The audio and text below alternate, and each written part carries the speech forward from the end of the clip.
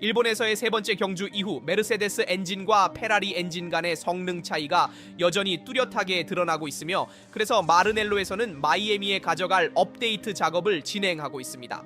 바세르가 확인한 바와 같이 그들은 4월 동안 공기역학적 측면과 엔진 측면 모두에서 개선 작업을 할 예정이며, 특히 메르세데스 엔진을 보완하기 위한 에너지 회수에 중점을 두고 있습니다. 마이애미에는 새로운 파워 유닛이 도착하지 않겠지만 기존의 것에 대한 업데이트가 있을 것입니다. 오늘 영상에서는 모든 세부 뉴스와 바세르, 토토 볼프, 로라 메키의 발언 등을 살펴보겠습니다. 그럼 바로 시작하겠습니다. 3번의 경주, 3번의 포디움, 그리고 어떤 결과보다 더 무거운 질문이 있습니다. 왜냐하면 마르넬로는 알고 있고 바세르도 알고 있으며 해밀턴도 알고 있고 필터 없이 스즈카 데이터를 본 모든 사람이 알고 있기 때문입니다. 포디움은 출발점이지 도착점이 아닙니다. 페라리 SF26은 작동하지만 충분히 작동하고 있나요? 바세르가 공개적으로 말한 것부터 시작합시다. 3번의 경주와 마침내 확실한 데이터. 페라리가 경쟁력이 있는 곳과 그렇지 않은 곳에 대한 더 명확한 이해. 성능은 모든 분야에서 개선되어야 하며, 이는 만족하는 사람의 말이 아니라 방금 계산을 끝낸 사람의 말입니다. 그리고 엔진에 대한 계산은 맞지 않습니다. 핵심 포인트는 하나입니다. 현재 메르세데스는 우수한 파워 유닛을 가지고 있습니다. 조금도 아니고 특정 트랙에서가 아니라 고속 영구 서킷에서 구조적으로 그렇습니다. 격차는 분명하고 눈에 띕니다. 페라리는 너무 멀리 떨어져 있으며 실제로 그리드에서 가장 좋은 파워 유닛과의 차이가 2% 이내로 들어올 것이고 아두의 토큰을 해제할 것입니다. 이 규제 구조는 어려움을 겪고 있는 제조업체가 시즌 중에도 엔진에 개입할 수 있도록 허용합니다. 따라서 데이터 읽기가 간단하지 않을 것이며, 경주 자격은 서로 다른 이야기를 들려주고 최종 결과는 이러한 모든 매개 변수가 어떻게 교차되는지에 따라 달라질 것입니다. 자동적이지 않으며 보장되지 않지만 페라리는 2%에서 4% 사이에 해당하는 그 아두에 대한 권리를 가질 가능성이 매우 높습니다. 그동안 MSC 암시한 중요한 지점은 마이애미의 새로운 파워 유닛이 도착하지 않을 것이며 에너지 관리에 대한 소프트웨어 업데이트가 이벤추얼리 도착할 것입니다. 이미 있는 것을 더 잘 활용할 수 있는 방법으로 스마트한 해결책이지만 여전히 대기 중인 해결책입니다. 사실 페라리는 메르세데스 엔진과의 격차인 25매력을 회복하려고 노력해야 합니다. 왜냐하면 현재 봄 휴식 기간 동안 결정되고 있는 진짜 문제는 다른 성격을 가지고 있기 때문입니다. 이것은 마이애미와 관련된 것이 아니라 규제 주기의 나머지 부분과 관련이 있습니다. 실제로 마라넬로가 제기하고 있는 질문은 그 단순함에서 잔인합니다. 메르세데스에 비해 29마리의 결손을 어떻게 메울 수 있을까요? 두 가지 답이 있습니다. 첫 번째는 파워 유닛의 공백을 차체에 대한 목표 개발로 메우는 것이며, 따라서 공기역학, 균형, 설정을 찾고 페라리 S26의 특정 유형의 트랙이 더 불리하다는 것을 받아들이고 구조적 핸디캡과 싸워야 한다는 것입니다. 모나코, 싱가포르는 이러한 논리를 보상할 수 있지만 몬자는, 실버스톤, 바르셀로나는 아마 그렇지 않을 것입니다. 두 번째 답은 더 근본적입니다. 가장 발전된 파워 유닛을 중심으로 프로젝트를 구축하고 단기적으로 더 고통스러운 경로를 받아들이는 것입니다. 이는 이미 시험대에 있는 열기관의 개발을 기다리는 것을 의미하며, 즉 다음 엔진이 아마도 6월에 데뷔할 것입니다.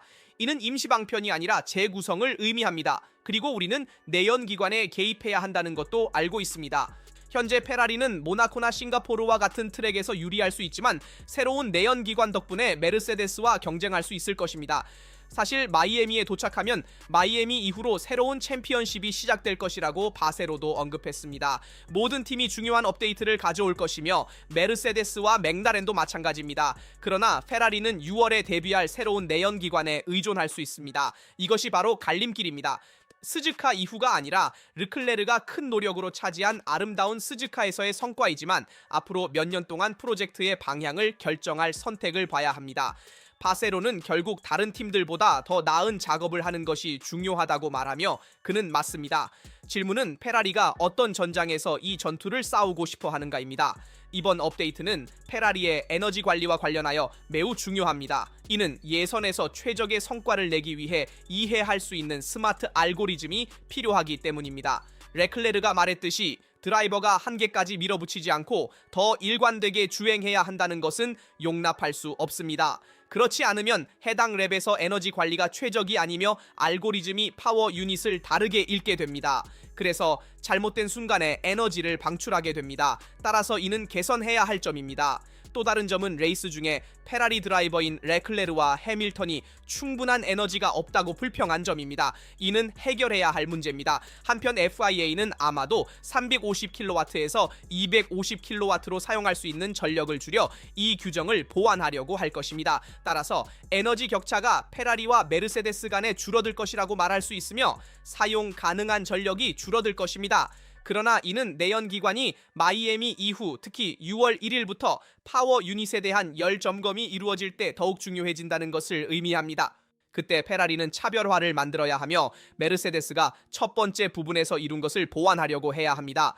그래서 현재 목표는 이 경주에서 잃은 점수를 줄이고 가능한 최선의 방법으로 결과를 극대화하는 것입니다. 포뮬러 1 경주에서 재능이 추상적인 개념이 아닌 볼 수 있고 측정할 수 있으며 거의 만질 수 있는 무언가가 되는 순간이 있습니다. 스즈카에서 그 순간은 이름이 있습니다.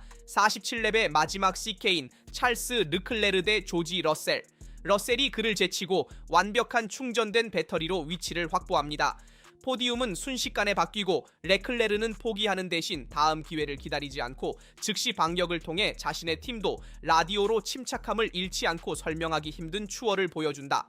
아마도 이번 시즌 초반에 가장 아름다운 매뉴버일 것이다. 미학 때문이 아니라 그것이 드러내는 것 때문에 자신이 가진 것과 어디까지 나아갈 수 있는지를 정확히 아는 드라이버. 바스토르는 이를 정확히 설명했으며 레클레르는 수술처럼 정교하게 추월 모드를 사용했고 마지막 시케인에서 러셀을 지나가게 한 후 1번 코너에서 다시 잡아챘다.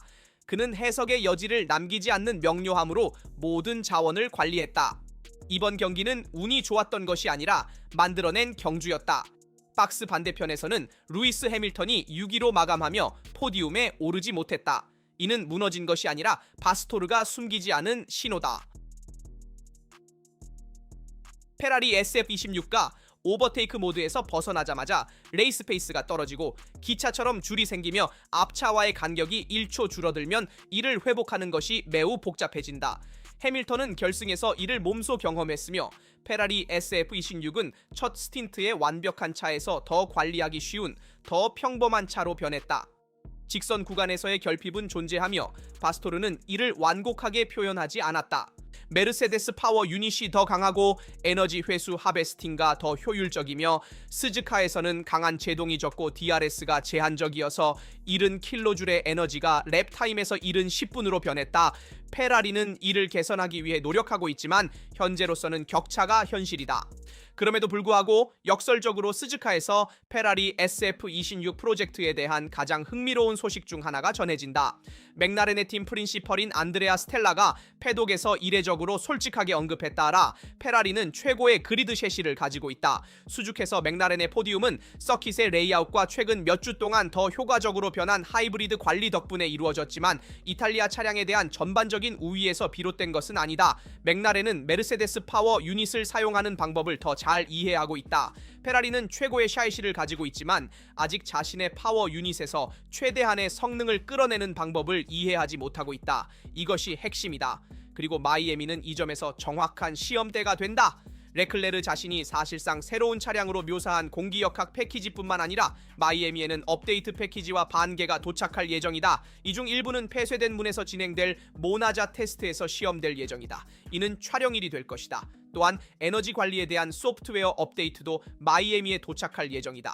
그리고 지금 이 순간 경쟁과 지배 사이의 거리를 측정하는 진정한 무대가 될 것이다.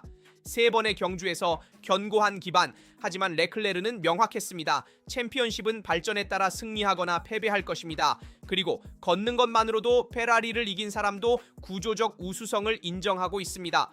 운전자의 재능은 많은 것을 커버할 수 있지만 모든 것을 커버할 수는 없습니다. 그리고 매우 중요한 문장을 읽어야 합니다. 즉, 첫 번째 경주에서는 예산 상한선 때문에 최대한의 성과를 내지 못했습니다. 실제로 예산 상한선은 파일럿이 트랙에 가져올 수 있는 업데이트에 제한을 두고 있습니다. 각 팀이 사용할 수 있는 최대 지출 한도가 있으며 업데이트에 사용할 수 있는 돈을 지출할 수 있습니다. 이 예산은 최적화되어 마이애미부터 활용될 것이며 페라리가 차량을 개선하고 혁신할 것으로 예상되는 유명한 업데이트 패키지를 가져올 것입니다. 바소르도 그렇게 말했습니다. 그는 페라리가 개선될 뿐만 아니라 다른 팀들도 한 걸음 나아갈 것이라고 말했다. 그러나 안드레아 스텔라가 페라리가 좋은 샤이시를 가지고 있다고 확인했다면 그 샤이시는 그리드에서 가장 좋은 샤이시를 가지고 있는 것처럼 보인다. 업데이트가 더욱 잘 작동할 수 있을 것이고 이는 경쟁력 있는 차량으로서 공기역학적으로 더 개선될 수 있다.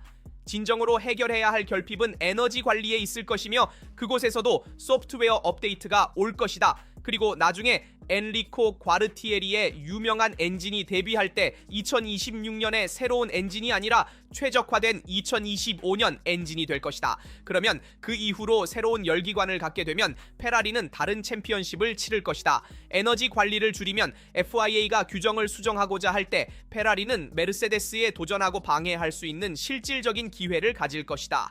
그 사이에 토토 울프는 스즈카에서 패독에서 가장 행복한 남자였다. 세 경기에서 3번의 승리를 거두었던 메르세데스는 지배적이었고 2026년 규정은 은색 화살에 맞춰져 있는 것처럼 보이며 그의 팀 프린시펄은 주변에 있는 누구에게나 이를 상기시킬 기회를 놓치지 않는다.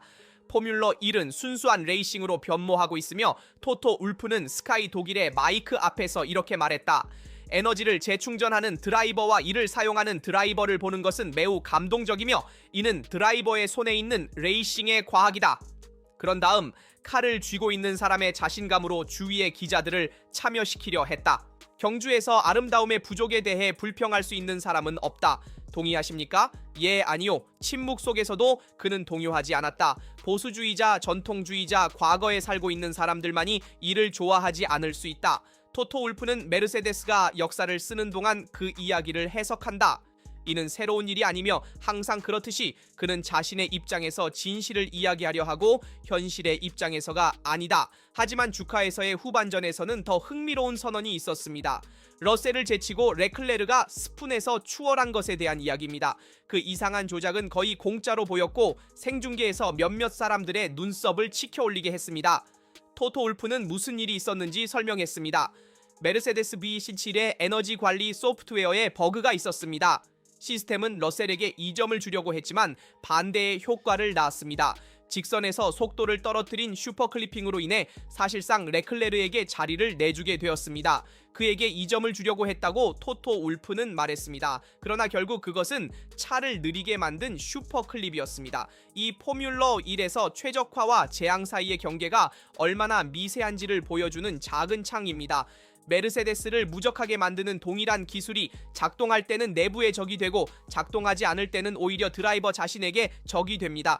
이 러셀은 이미 예선에서 발생한 세팅 오류로 인해 경기에 어려움을 겪었고 토토 울프에 따르면 Q1부터 힘든 상황이었다. 그는 동시에 두 전선에서 싸우고 있었다. 동등한 차로 경쟁했다면 싸움은 치열했을 것이라고 토토 울프가 덧붙이며 그의 드라이버의 주말을 마무리했다.